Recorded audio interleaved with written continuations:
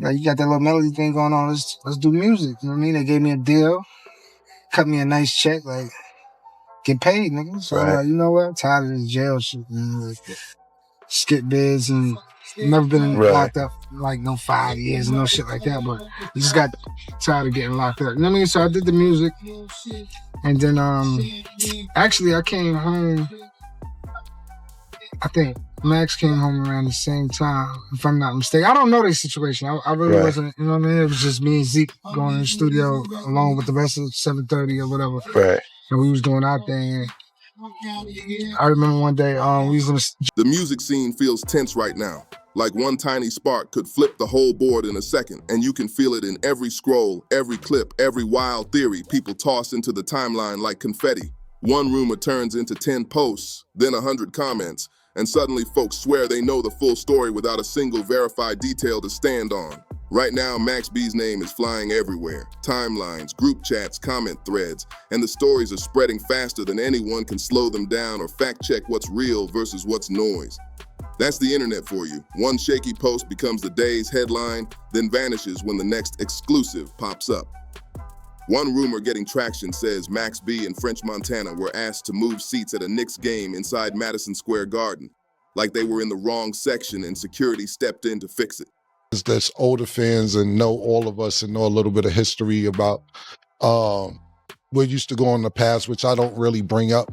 Even like when I did the interview with Max, I'm not going to bring up no old problems he had. I'm not saying anything to get him in any new problems. I'm not doing anything to get him back sent to the penitentiary or jail or whatever the case may be, because some people like, Cam, you ain't asked this, and Cam, you ain't asked that. The man was home 3-4 days and did an interview with me.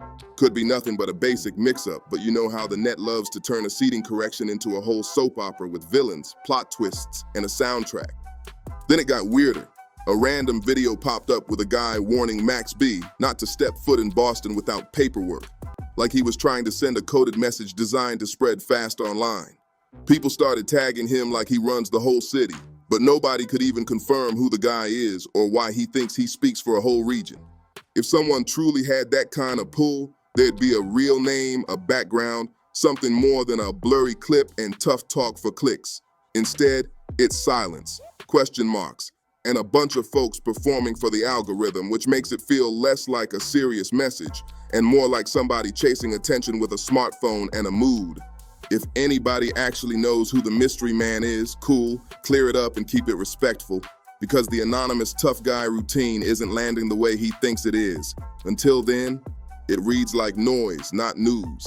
And the culture doesn't need more pretend authority when people are just trying to enjoy the music in the moment. Meanwhile, the real focus for fans is the same question on repeat: where's the new Max? The wait for PD7 keeps dragging, and patience is getting thin out here. First it was supposed to hit Black Friday, then it slipped to Tuesday, then the date shifted again without warning, and fans woke up to another countdown instead of a drop.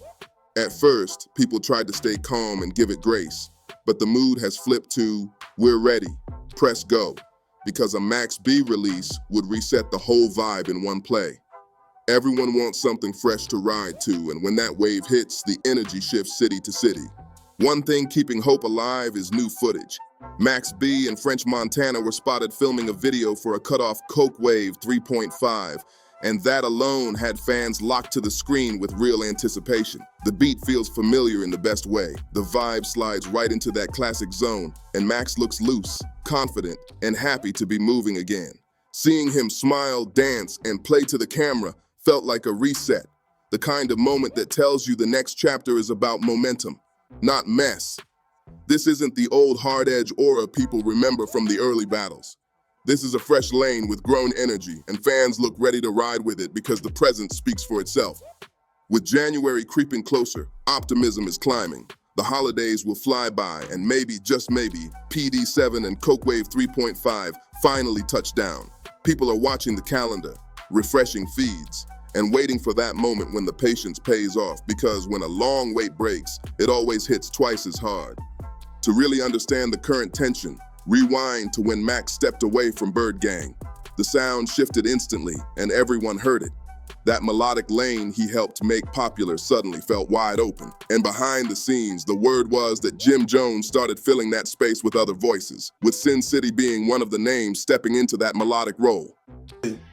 Coming out, B-Town Bigger, back on the check-in, on the turn-up, on the pop-up. Fuck. Yeah, you need to check in, bro. You better tap in before you touch down here in Boston, bro. Boston, we need that paperwork ASAP. Pooh Sims just hit my line, bro. We need that paperwork ASAP. We're not playing no games, bro. Don't come out here, bro, unless you got that paperwork. Sin City's hook game and smooth delivery felt similar to what Max was known for, and naturally, that stirred some static. Because from Max's perspective, it looked like people were moving into a lane he laid down first. And if you know Harlem circles, you know those ties are thick, the lines are layered, and the politics can get tangled fast. These artists grew up around the same blocks, crews and studios, Dipset, 45th, Harlem ties that run deep and overlap in 100 ways. Sin City isn't just connected to Jimmy either.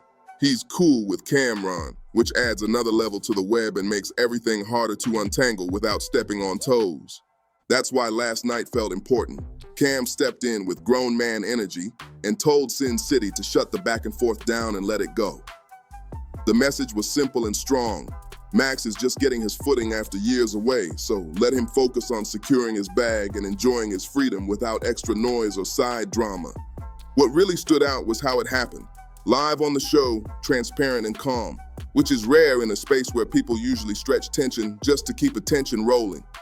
Seeing respected voices close a chapter instead of milking it felt like a real win for the culture, because at this stage, money moves matter more than petty moves. Some fans still dream of war mode Max B, the old relentless energy. But what he's showing now is different, and honestly, it's smarter for the long game. The new vibe is peace, appreciation, rebuilding, more restorative than combative. And that's a better play in a moment where one wrong move can snowball into real-life headaches fast. Even the folks chirping online about paperwork and tossing around threats need to relax that energy, because we're in a time where the grown approach looks better than reckless responses that lead nowhere. Big credit to Cam for stepping into the peacekeeper lane. That's leadership, and it shows the culture can move different when the right people hold the mic. Speaking of Cam, his latest show stirred a fresh ripple. He didn't call names, but the thumbnail said, "Hi, hater," which had eyebrows flying because that phrase points most people to one name, Maino.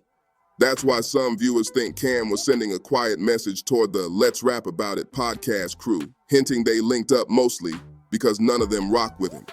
Cam even said they barely know each other in real life and don't have much in common outside mutual dislike, which instantly turned the rivalry temperature up, whether that's just entertainment talk or a genuine stance. The needle jumped because those kinds of lines carry weight when they come from a vet with a camera and an audience.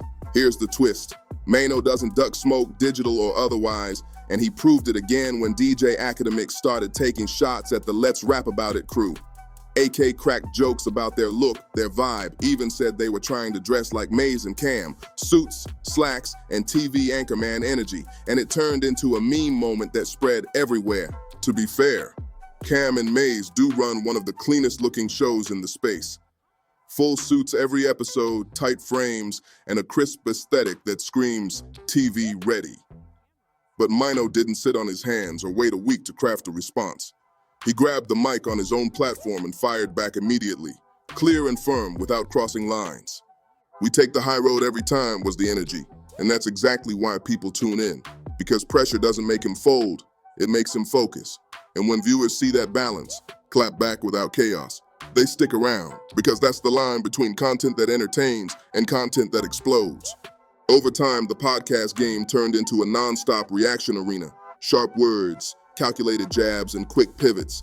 And everyone's watching like it's a sport. As long as it stays in bounds, the cycle actually works for everyone. Attention, discussion, momentum, all feeding the same machine. The issue is, when the podcast back and forth crosses into in-person pressure, that's when it stops being content and starts feeling like a problem nobody needs. People still bring up reports that Jim Jones and Academics crossed paths at a public event and how fast the tone shifted once it wasn't just jokes on a mic anymore.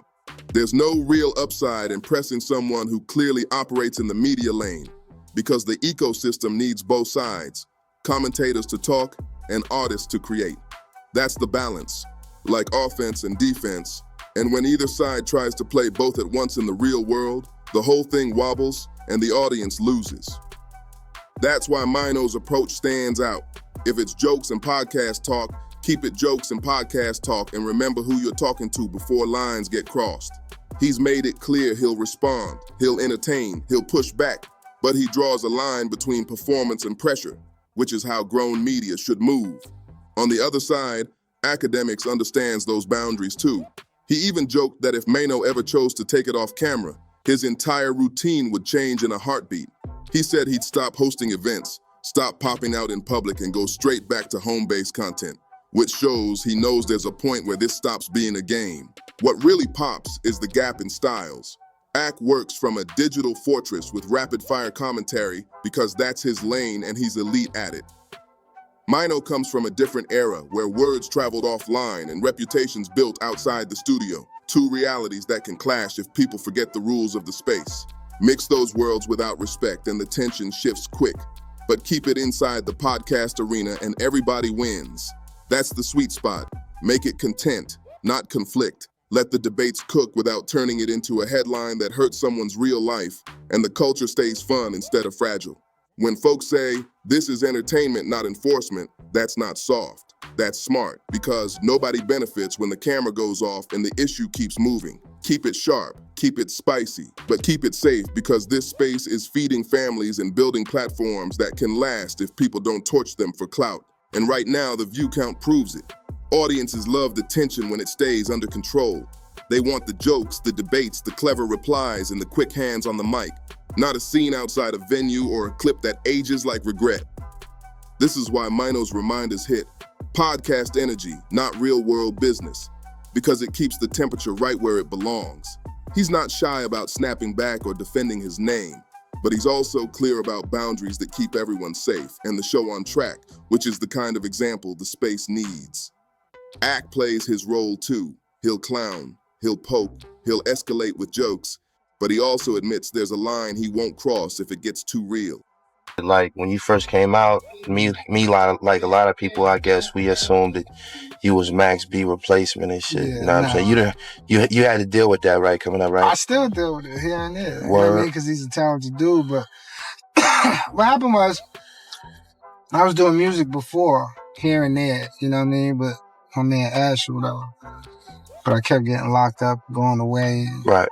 So when Zeke came home, he like, yo, you know what I mean? Like, you got that little singing melody thing. I'm not a singer. That mutual understanding is what makes the current era work. Big personalities with different codes finding a way to coexist without flipping the table for a clip. Meanwhile, on the Max B side, the anticipation is still building. The PD7 delay has fans anxious, but the French-Montana link-up and the Coke Wave 3.5 visuals are keeping the wave alive. The second that official drop hits, the conversation will shift from when to run it back, and the streets will soundtrack themselves like they always do. The tricky part is the background politics. Harlem ties, Dipset branches, creative lanes that overlap, and trying to keep it clean while money moves are on the line. That's why Cam stepping in was a turning point. It shut down unnecessary static and put the focus back on music, motion, and bags, which is where the energy belongs. Sin City's position is delicate. He's talented, connected to multiple pillars, and stuck in the middle of narratives he didn't create. So the best path is records, not rants. When the music hits, the noise fades, and that's the only scoreboard that matters in the long run because songs outlive sub-tweets every single time. Max B knows that story. He helped craft a sound that other people adopted, bent, and stretched while he was away, and now he's back to claim his lane with a smile instead of a side eye.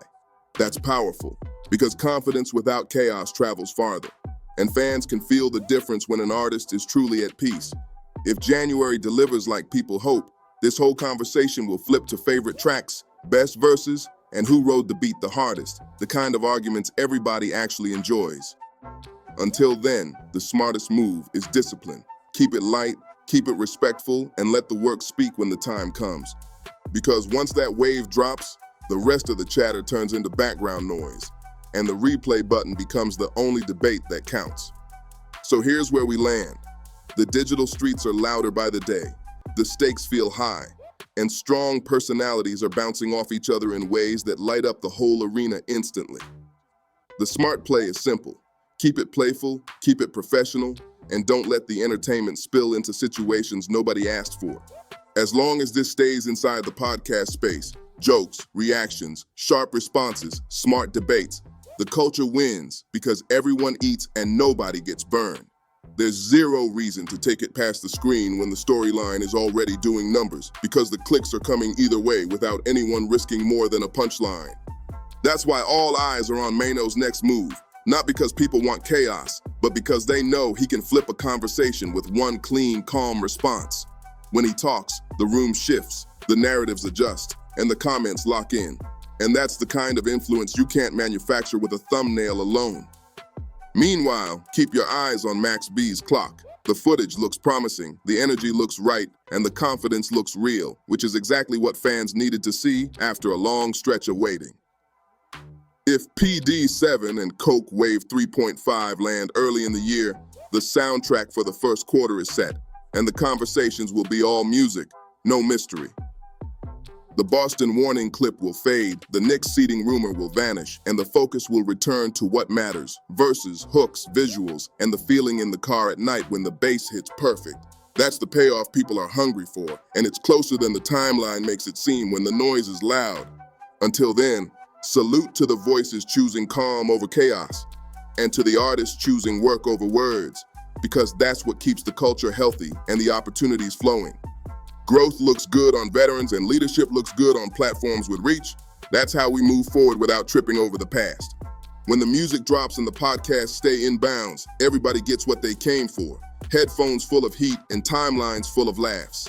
Keep it sharp, keep it safe, and let the art do the heavy lifting, because that's the recipe that lasts longer than any rumor ever will.